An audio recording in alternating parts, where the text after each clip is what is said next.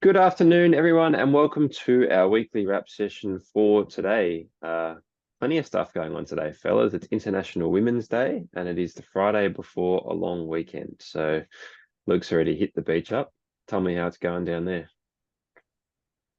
Look, I wish I hit the beach, Tim. I just thought I'd just change the background, but no, it's going to be a cracking weekend weather-wise, isn't it? I think it's going to be, 38, 38 and 36. So, yeah, good weekend, that's for sure. Might be classified as too hot by some, including me with very pasty skin. But what about yourself, Mick? Is that too hot for you, or is that good? No, that is anything above 20 is generally too hot for my fair skin, but I'm sure I will cope when I've got a long weekend and it's hot. Life is okay. Exactly right. Exactly Mm. right. Well, we've had a fair bit of stuff happening this week, but I suppose we'll start where we normally start with the market numbers, Mick, and that'll probably lead us into a discussion on some of the other topics. So I will hand it over to you. Yeah, no problem. So it's been a reasonable week in markets this week. We started off a little bit slow with some negative numbers, but have bounced back pretty strongly. We Overall, the All Ords were up about 1% for the week, just over 1%, which is nice. We're actually at record highs at the moment with the All Ords, and S&P 500 in the US is up 0.4, and the Nasdaq is relatively flat, up by a couple of basis points. Nothing too exciting there. What was exciting though for markets was the Federal Reserve Chair Jerome Powell spoke last night and was talking about where they see the markets, where they see the economy at the moment, and there was an indication if we follow the language, and the Fed was saying that they feel like they're not far from the point of cutting interest rates, which has been seen as quite positive from the markets.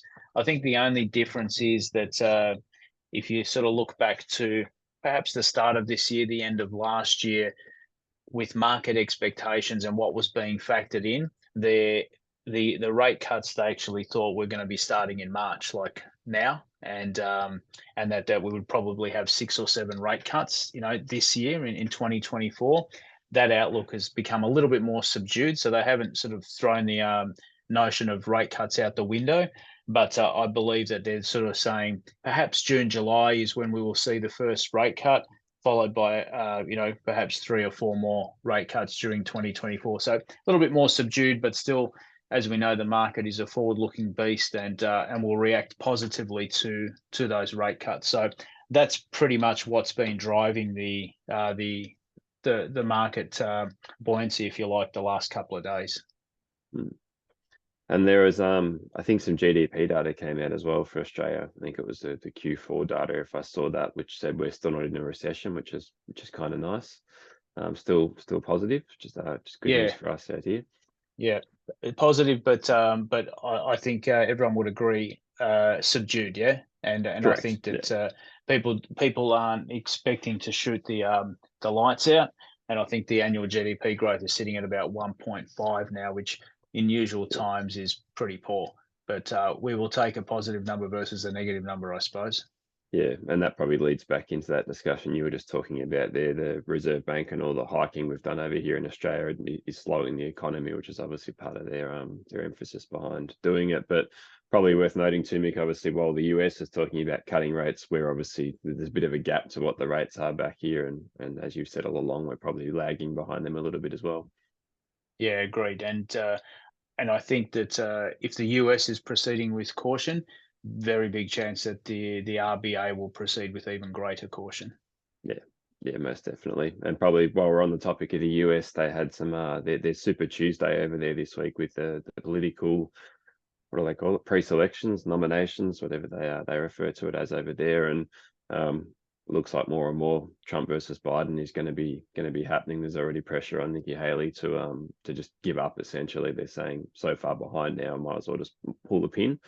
But yeah, I mean, probably not too much to read into that. Probably what we're all expecting. But yeah, looks like that's done and dusted. So mid March is the talk that it might be declared by mid March that it'll be Trump and Biden. But I thought it was kind of funny. Trump came out and won things, even though he'd won a pre-selection, one of the states, he's already talking about how at the election he's going to be beating Biden on points A, B, and D. So he's clearly got ahead of himself and already planning for the next step rather than waiting for this one to be officially declared. Look, in fairness, Tim, I think he has been officially declared. I think Nikki Haley, by all accounts, has probably stepped out of the race. I believe she has, or Has she? if she hasn't yet, She has. yeah, she will. What? She has, yeah. I thought she had. So pretty much, Trump's got a clear line of sight in terms of the nomination for the Republican Party. In saying that, what was interesting, Nikki Haley, unlike the other candidates who bowed out of the race, didn't pledge her support to Donald Trump and said that it was up to Donald Trump to win the votes of her supporters from that point of view. So interestingly, I guess from that point of view, is that the Biden administration then took that as an opportunity to turn around and say, well, we know you don't like Trump, you can vote for us instead. So it'll be interesting to see if the Republicans start to vote for the Democrats to avoid a Trump administration. So it's a sad indictment in terms of where the state of the US politic or the political system is. So I guess at the moment, you're sitting back and you're watching Biden, and clearly, age. And no question about talent. He's, you're not in Parliament, or you're not in politics that long and not be talented or not have the right moral compass, I guess, from that point. But at 80 odd, it's a tough gig to ask somebody to be the president of the United States and the president of the free world. And then you've got Donald Trump on the other side, and I think the Republican Party is just resigned to how strong he is. Look, it's going to be a fascinating election where it lands. I still think that Trump does win. I don't think he loses. And I guess, the ramifications of a Trump victory, I don't think we fully appreciate what that could mean at an economic level, at a geopolitical level, I think at an AUKUS level, from an Australian relationship point of view and so on. I think that has the ability to have seismic ramifications across the board. So it's an interesting time, that's for sure. Well, there you go. I didn't know Nikki Haley had bowed out here, so I'm learning stuff as we go through this weekly wrap session. But I sort of looked at it, I must say, and said when she lost her home state, I thought that might have been a good trigger to pull the pin on things. But officially happened now from the two of you, which is good to know. But also something the two of you got up to earlier this week was you recorded a video just giving a bit of an update on markets to clients that she sent out on Wednesday afternoon. But just in case people haven't had a chance to look at it yet, maybe give us a quick give the people a quick debrief on what that was about. Yeah, we did Sorry, I should have said who. No, that's all right. That's all right. We did a very quick February, as we know, is reporting season here in Australia. So we did a market overview. I think we went for about 15 minutes, so nice and short and sharp. Just sort of went through winners, losers, what the trends were, how the market was behaving pre and post announcements. Were the beats rewarded? Were the misses punished and the like? So overall, though, it was a reasonable reporting season. I would say that corporate's in decent shape. The only thing that Luke and I sort of did a bit of chatting about was we felt that there was a little bit too much language in the time to keep an eye on costs, rein things in a little bit, etc. So that's usually not the best sign when companies stop spending money, reinvesting, innovating, employing people and the like. So I think that that sort of shows some signs that that the leaders of these businesses are a little bit cautious, and they were very reluctant to give their forecasts, in truth, about where they think the revenues are going.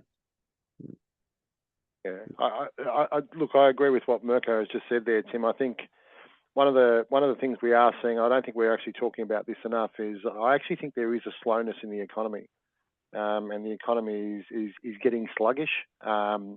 And these are the ramifications, I guess, of consistent rate rises over the term, and I guess consumers, finally tightening the belt, not because they want to, but because they have to, I guess, in part, from that point of view. So if consumers aren't spending and, they're not buying goods and services, what that essentially means is that revenue numbers are down for corporations. And in order to keep profits at the levels that they want to keep them at, they've got to look at costs. And, what you can do is you can cut fat, you can do all those sort of things. And if you remember, we did a lot of that in COVID, when COVID hit.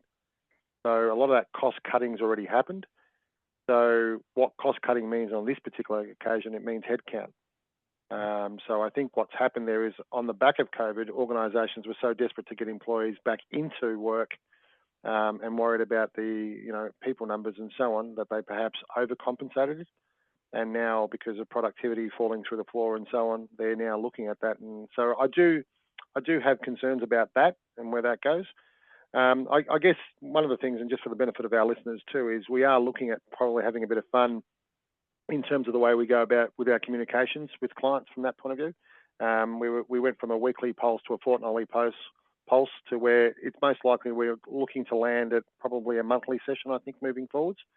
Because the pulse sessions, one, we have a lot of clients who enjoy them and so on, but from a feedback point of view, getting on every fortnight or getting on weekly was proving difficult for them, as it was for us as well. So going to a monthly segue would kind of work.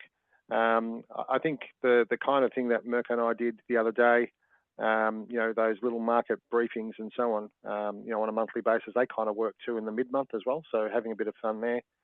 And then obviously our weekly wraps, because that's all part of the fun. Because I could think of nothing better than spending Friday afternoon with you two fellas on the screen. So so we're having a bit of fun with the way we actually communicate. So and then look, if any of our clients have feedback or they have their own ideas as to what should happen, please feel free to share it with us too. Yeah, most definitely. I've always take on board the feedback, and as you said, Luke, that's where a bit of that stuff has come from. So probably a similar level of communications, just done in a little bit of a different manner. So, yep, absolutely, get on board with that going forwards. In terms of this week, obviously, I've put forward a couple of points there. Is there anything else that we haven't covered yet, fellas, that you wanted to bring to the table for the week?